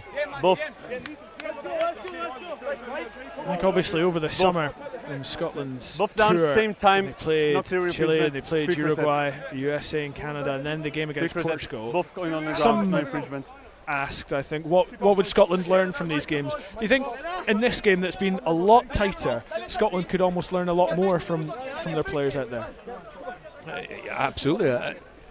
You learn a lot on tour because you spend a lot of time together, and you train together, you live together, you get a huge amount of information that you can get your systems and your structures for the years, the months and years ahead. But you also learn from playing opposition. Obviously, they don't have the time together here, but they are going to have to dig their way. They are digging their way out of a difficult situation by understanding how to gain momentum back. Well, they had the advantage there as Ben Healy's little chip is just picked off by Alfonso Escobar. And of course, Ben Healy, a really interesting case study in this Scotland 23, was the top point scorer in the URC last season, but he's lost his place at Edinburgh.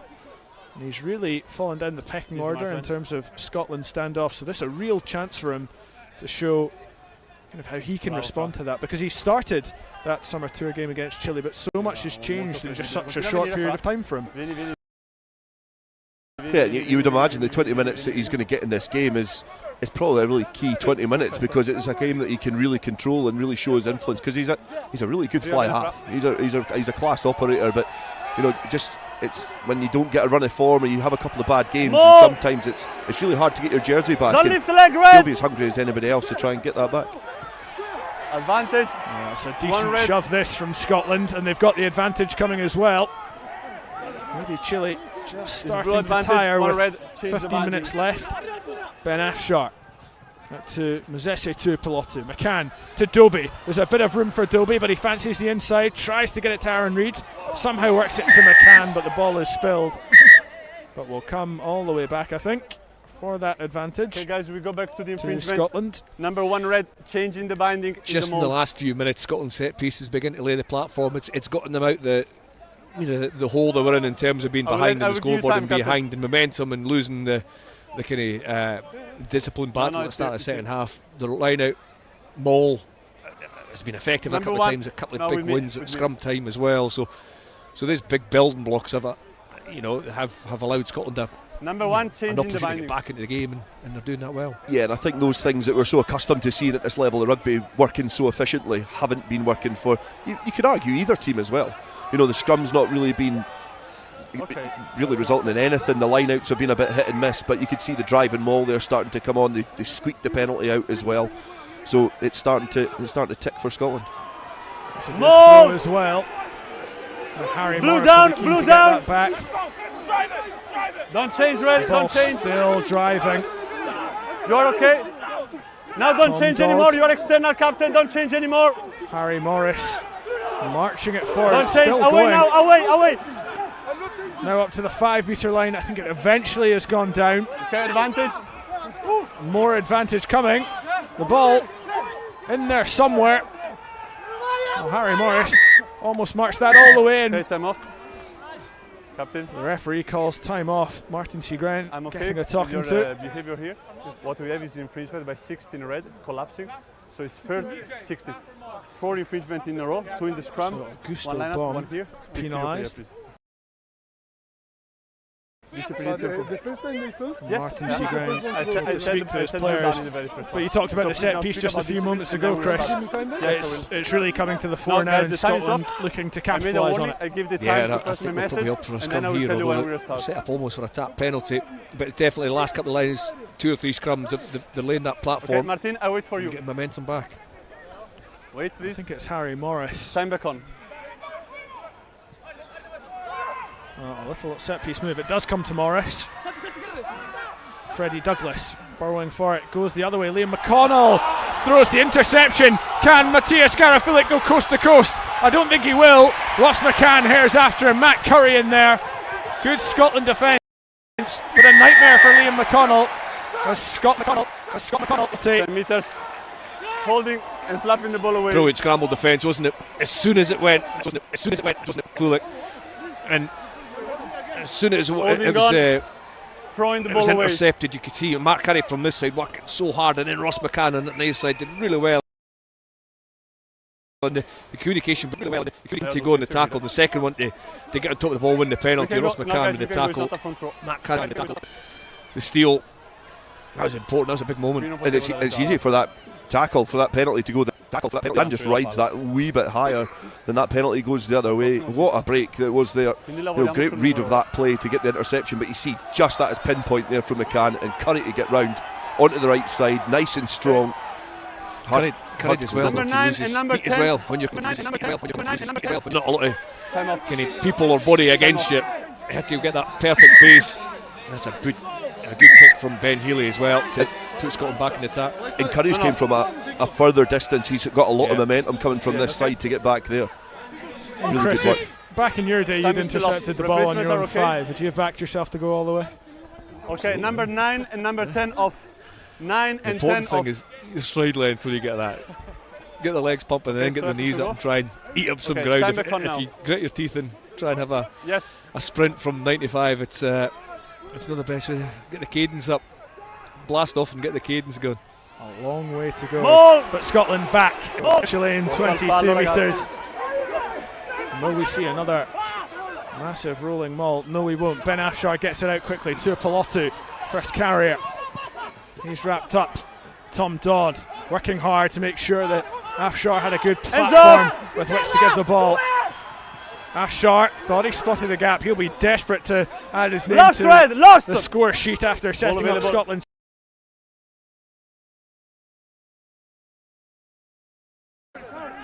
This is where they want to be.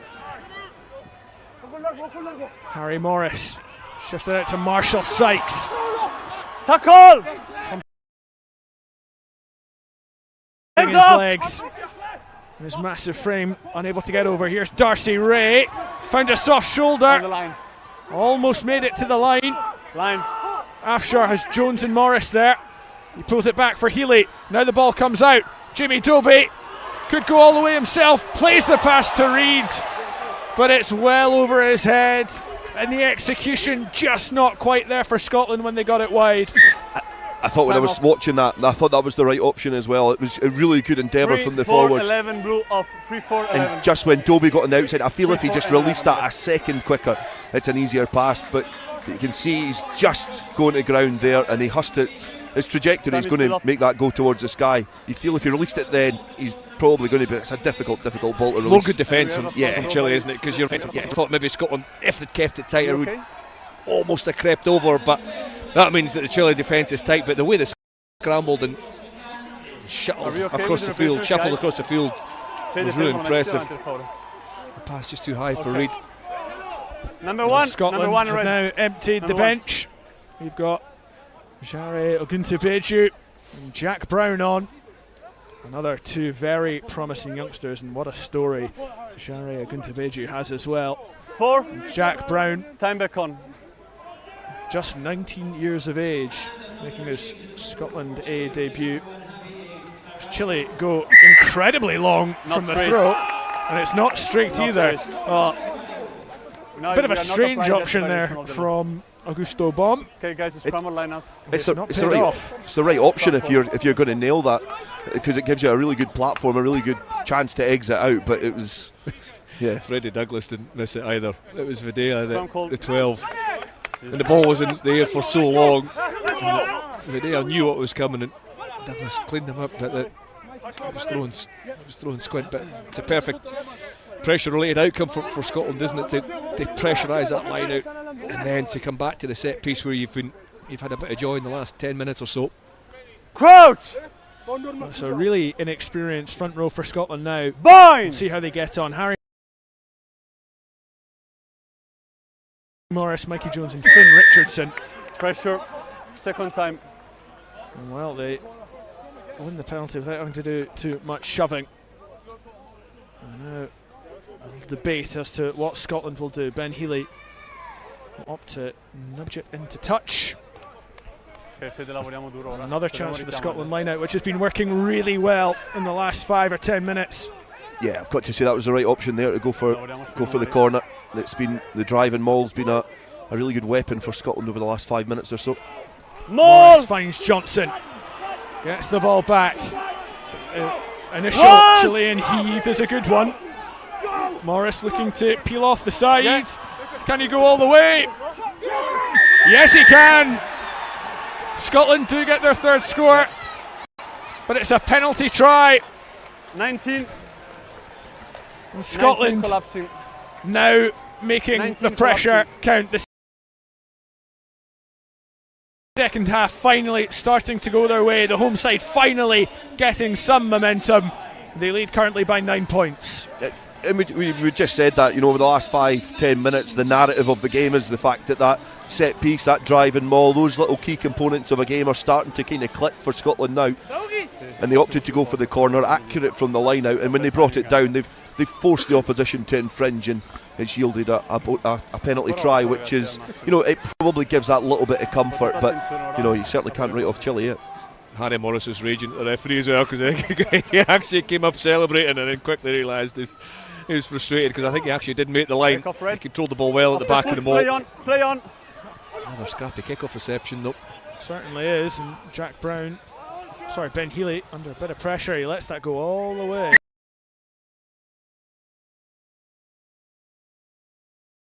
Did let that one go all the way. Yes. Well, I don't know who's the new captain, guys. New captain.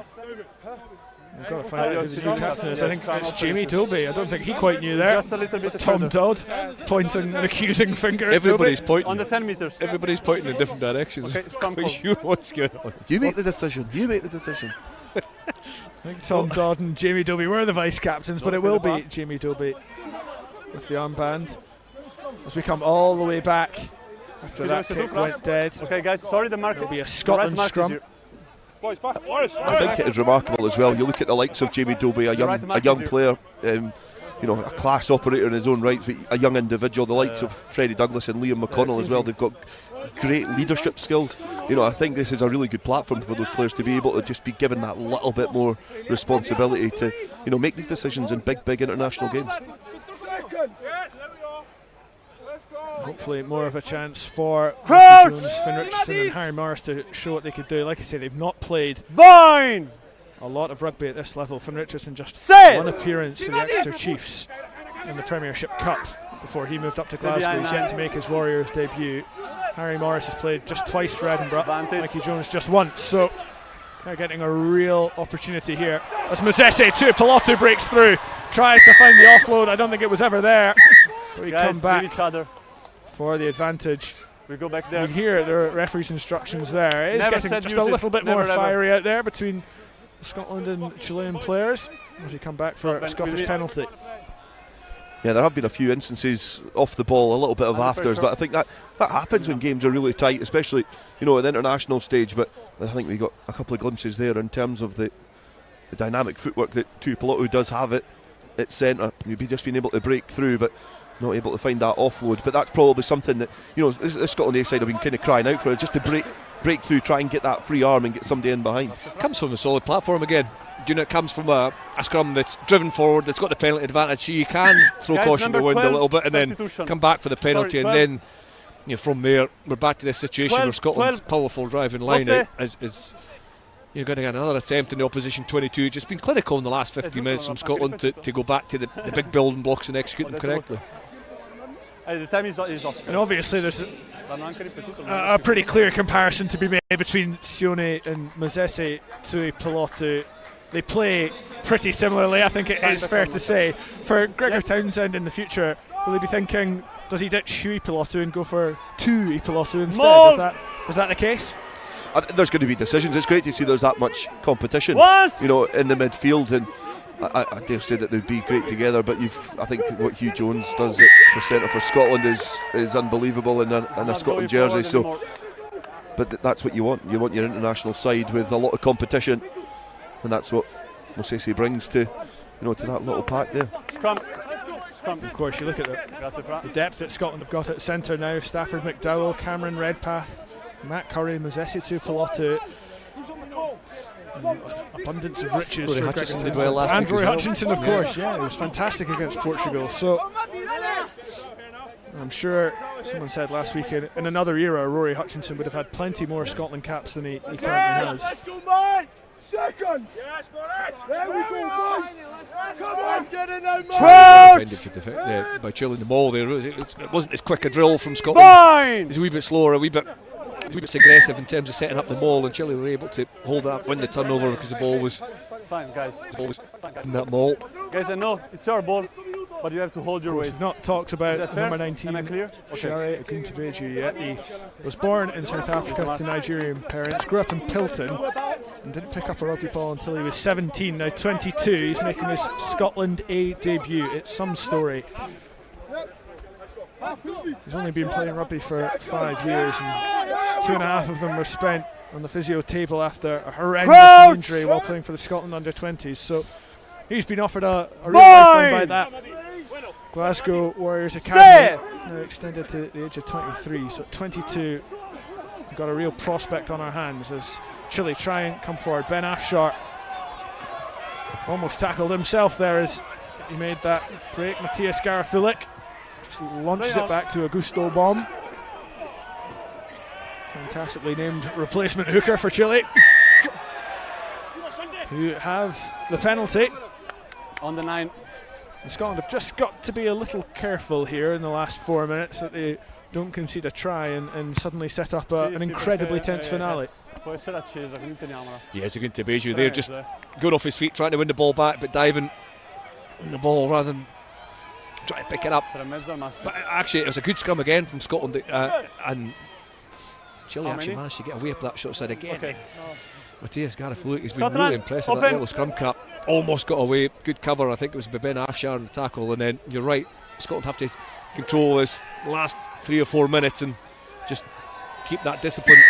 As I say, again, it's so similar, isn't it? 2 penalties back to back in the air, and it just has a big effect on the momentum of the game. You could see the frustration of Jare Aguntabeju there. He was really annoyed at himself, and now Chile are down on Scotland's 5 metre line. Okay, clear free throw for you. And it is really just a lesson in game management, this, for Scotland. You can hear the Chilean fans in front of us in full voice as well. Well, Scotland will be in their huddle here, trying to make a decision of whether do we go up and compete or do we stay down, expecting to drive. And they'll have a process, they'll have a call. They'll be trying to read the line out, but I think they'll stay down and try and stop the drive. But I like a competition there. I like to see teams getting up and trying to stop it at the source. Be clear when you arrive, okay? 6.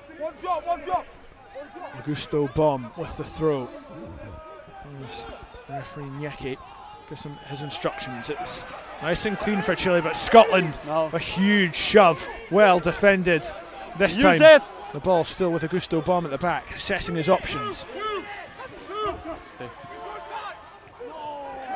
And it's passed straight out of play by Marcelo Torrealba. And that ended up going all wrong for Chile. Although we do have time off just as the player receives treatment. But that might have just been the last chance for the visitors. Yeah, and Scotland stayed down. They didn't even look to compete at all, stayed down.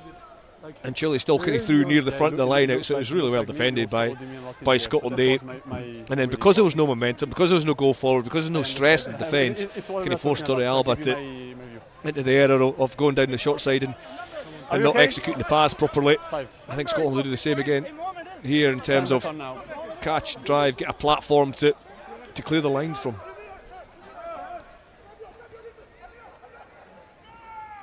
Good contest. It's a messy throw, but it's gathered at the second attempt by Liam McConnell in that Navy Use scrum it! cap.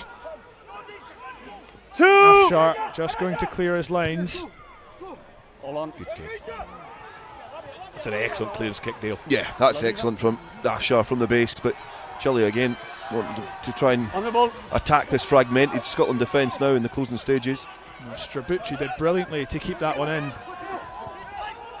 There's Escobar. Brings it forward. Torrealba. Little fumble.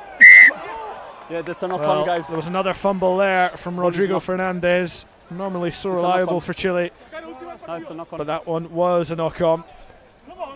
As Chile's hopes just dwindle in the remaining minute of this one. And for Scotland now, is it a case of just playing down the clock? Or do you think they'll want that fourth try? I think they'll have ambition to go for that fourth try. If they can get a solid scrum, obviously, which they have been in the last few minutes, a decent few minutes down to see Ben Afshar just try communication between the back row and the backs. I think he'll fancy that short side if they can get up on the right hand side. Crouch! And when the scrum pops up, I'll be asking you for your player of the match. So this is your time to think about it. As Ben Afshar puts the ball in. This time it's nice and clean. Harry Morris hooks it back. Afshar just delays to Piloto out the back to Healy. It's spilled, and here goes Nicholas Garafulik. Chile will go under the posts, but we've just hit the 80-minute mark, and I don't think it'll be enough for an incredible fight back from Chile. But a disaster at the end for Scotland. Another intercept, this time thrown, I think, by Ben Healy, and it's Nicholas Garafulik who benefits and slides in under the posts. More good defence, isn't it? Putting pressure on. Solid scrum initially, but then this pass here from Healy gets intercepted. I think is it Torrealba the 9 again who gets through that back? They've read the attack and play. The extras are chipped over by Videla, and that's time. Thanks, Martin. So Scotland survive by the skin of their teeth in the end. Just a 2-point win for them. They started brightly, Aaron Reid scoring after only 2 minutes, but Chile made it difficult. They came back and scored themselves through Lucas Strabucci before Stafford McDowell's yellow card. And Scotland just couldn't get rid of Chile in the second half. It was a penalty that put Chile 5 points ahead before Ben Afshar's break set up Tom Dodd's try. And then a penalty try, maybe taken out of the hands of Harry Morris, which proved really to be the winner. Chile scoring with the last touch of the ball. Nicholas Garafulik on the intercept. Wasn't to be for Chile, as Freddie Douglas is awarded the player of the match.